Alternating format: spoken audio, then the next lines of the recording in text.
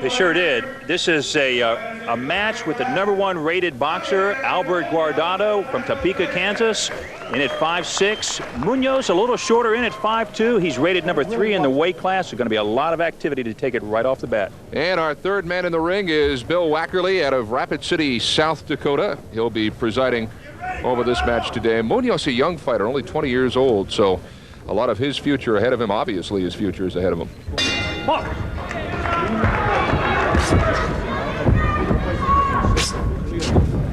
Round one. Be interesting to see if this is a feeling out round or if they're both going to go at it. It appears that maybe there's a little bit of cat and mouse, at least initially. There's going to be some feeling out, I think, particularly on the part of Albert Guardado. Guardado's going to come out a little bit cautious. Guardado in the red outfit, Munoz in the blue. Now work it out. Yeah. I expect to see Munoz perhaps try to pressure Guardado a little bit. But Guardado, perhaps a little more seasoned than Munoz, is going to lay back perhaps in this first round and just see what Munoz can bring to him. Munoz stalking, Guardado moving to his left and using his left rather well initially. It's a little bit what we expected to see. Munoz a bit on the prowl against Guardado. But yet Guardado remaining very cautious. I would not say that I've seen any scoring blows thus far. Munoz taking the left off the gloves. Guardado is a product of the Junior Olympic program. Came up through that in 1988 and 1989. Former Police Athletic League champion and the U.S. champion in 1993 and 94. But Ken, I think perhaps Guardado's biggest victory came last fall when he defeated Juan Ramirez of Cuba in a decision we saw earlier on Friday. Built his confidence, just gave him a lot going into this contest. A little more than halfway through round one. They know each other very well, too, don't they, man? They sure do, Ken. They train together, they spar together. When they come into a training camp, they wind up spending a lot of time together, eating together. And as I say, they come to know each other, not just as boxers, but as individuals. So there's a healthy respect in the ranks. Again, computer scoring in effect as we're into round one of this super, or this light flyweight. Thus far, good flurry, but not much connecting there. No, I don't see a lot of scoring blows at this juncture, but thus far I am impressed with Javier Munoz for his ability to take the bout to Albert Guardado. Obviously, Munoz's plan is to cut the ring down on Guardado, and so far effective at doing that. Under a minute now in round number one. Guardado feels that he's very adaptable, and perhaps now he's starting to adapt to what Munoz is delivering. Yes, that now a warning from referee Bill Wackerly. Time remaining in round one. And it's picking up here in the final minute. Yeah, that one connected by Guardado. They're coming out of their shells now, and they're starting the box. Each knows what the other can deliver. And again, Guardado connecting with a right and a left.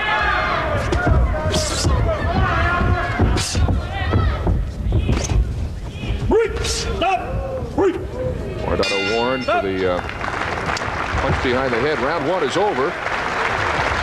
Interesting to see the scoring after that. The 1995 Pan American Boxing Trials are brought to you by Beechwood Aged Budweiser. It's always been true. This Bud's for you.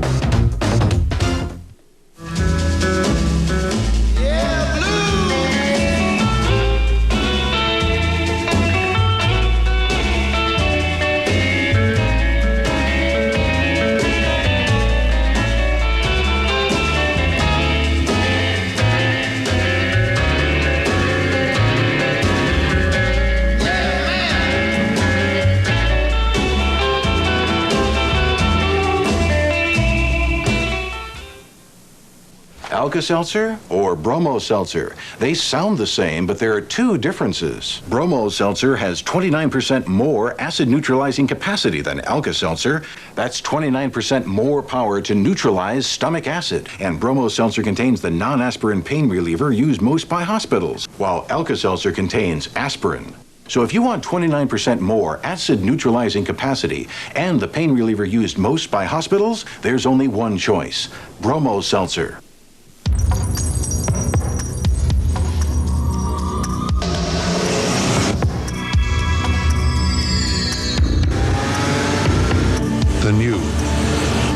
960 is a very different kind of Volvo. So,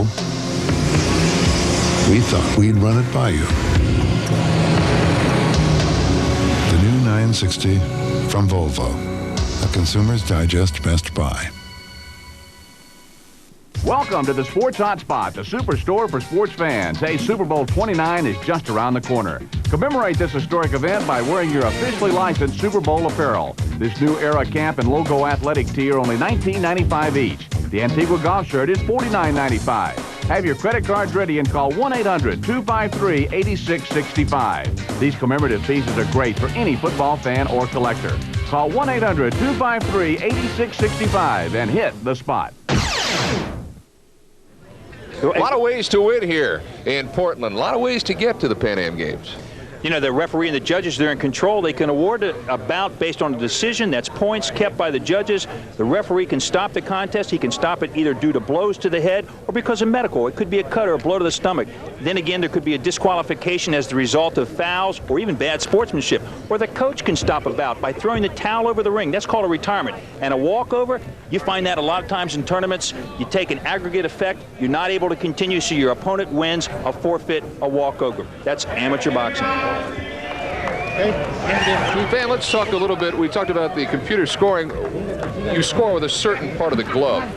Well, you've got a good look at those boxing gloves right now, and you see the white portion of the glove. You must make contact with that white portion of the glove, the upper front torso of your opponent. That's from your waist to the top of the head, not on the sides and not behind. On round two, it's Munoz out attacking again, as was his wont in round number one. Guardado connecting with a left before the clinch.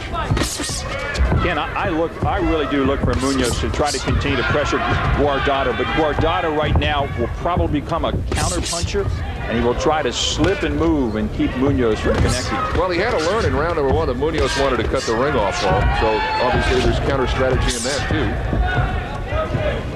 You know, these boxers are very similar. Nice right hand by Javier Munoz. Left, and he follows up in good shape, driving Guardado into the corner and against the ropes. And some body work right above us. And now they separate. Round two, 106-pounders, light flyweights. The winner to the Pan Am Games. Munoz really came to box right now. He is doing his best to put the pressure on Guardado, and I believe it's serving him very well. Nice little uppercut in combination by Munoz. The red beginning to show now on the nose of Albert Guardado. Guardado is fast and he's smart. He's a pretty good defensive boxer. So the question will be, can he turn those assets in the tide for his favor? Javier Munoz in the blue, really stalking Guardado in this fight. That scored. That scored, and that brought an ooh from the crowd. And again, a left off the counter by Munoz. And another big left that caught Guardado. This is a very strong round for Javier Munoz. And an uppercut that connects. And now Guardado on the run with less than half a round to go here in round number two. I tell you, I thought that Guardado was on the roll confidence-wise coming into this competition, but Munoz is not in awe in the least of Guardado's credentials. Guardado coming back and scoring with a left. And a big left that connected to Munoz. Nice jab by Guardado, and now you're beginning to see a little bit of what Guardado has in his arsenal. Good left jab. He's quick. Nice little left hook there by Guardado. Munoz counters very well. Round two about to come to an end here as Guardado seems to be rallying in the final stages of this round. First bout of the evening, 106 pounds. These are light flyweights, and the winner of this bout will represent the United States in this weight class at the Pan American Games later on this year. Wackerly again with a warning to Javier Munoz. The only time I've seen Munoz back up is when Bill Wackerly says break, and then he has to take that one-step obligatory back step to commence his boxing. And the round ends on the bell. A very good round early for Javier Munoz. Guardado scoring toward the end, but that seemed to be a round definitely that you would have to score for Javier Munoz. Munoz on the attack in this rally. Munoz was on the attack throughout much of the competition, throughout the round, and lands a real fine uppercut to Guardado. Rock Guardado back, and that's that healthy respect we're talking about. Guardado in the red then, rallying at the end of the round. Missing there, but coming through with the left. Off balance, and Munoz was waiting for him. He went with the right, came back with the left, but Munoz stood right there and received him well. Albert Guardado from Topeka, Kansas. And in the blue and to your right is Javier Munoz from El Paso, round 3. Well, Ken, in my humble opinion, this bout could very well be up for grabs at this particular point in time. Well, the first round may be the edge to Guardado, but Munoz seemingly building the points in round 2. And we move here to round number 3. Now, Munoz has tried to cut the ring down on Guardado, has succeeded very effectively in the first round. And now Guardado trying to counter with that. Munoz stalking, but not really succeeding in cutting the ring down like he did in the early part of this bout. No, I believe that Guardado has countered very effectively.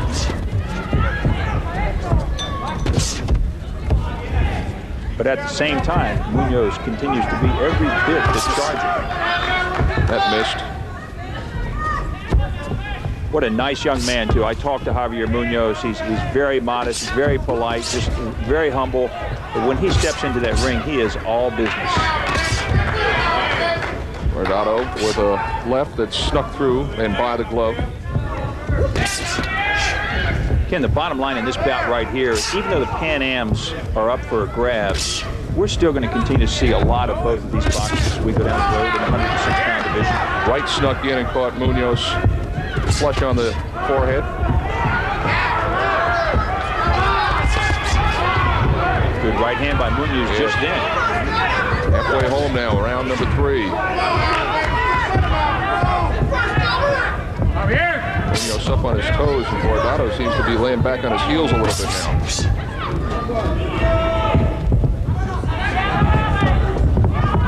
Slightly so. I would say both boxers need to remain active right straight down to the final bell that's going to end this bout.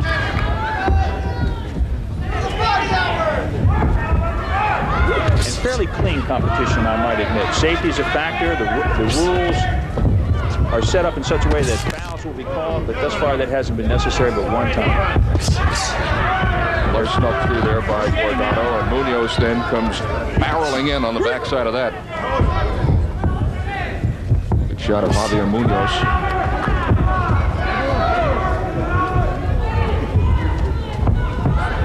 Now it's almost like neither fighter wants to make a mistake in the final minute of this fight. Final 30 seconds of this fight. That's that healthy respect. Each boxer knows that he could be hurt by the other, and so they keep a respectable distance, relying upon their speed and their quickness, their hand speed. Guardado catching a few off his gloves and then countering. Now Guardado off the clinch, connecting with a right, and another. And perhaps building momentum here toward the end of this fight, and another right that Guardado connected with. And that's it. Bell sounds, fight over. And a good one, a clean one. Albert Guardado from Topeka, Kansas. That man there. And Javier Munoz from El Paso, Texas. There is only one total body fitness machine that gives you a complete aerobic workout while stretching and toning all large muscles at the same time. This is it. There is only one fitness machine that is whisper quiet and totally non-impact. This is it. There is only one fitness machine recommended by fitness expert Covert Bailey to burn fat, lose weight, and keep it off. This is it. If you're looking for the best time to take action, Get off the diet merry-go-round, lose weight, and keep it off. This is it. Call now for your free video and brochure.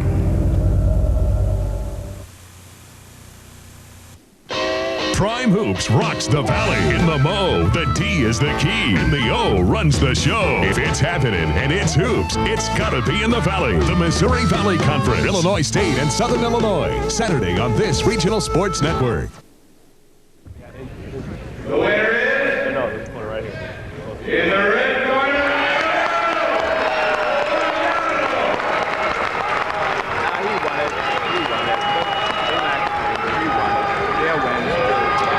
Well, it was enough of a flurry for Guardado.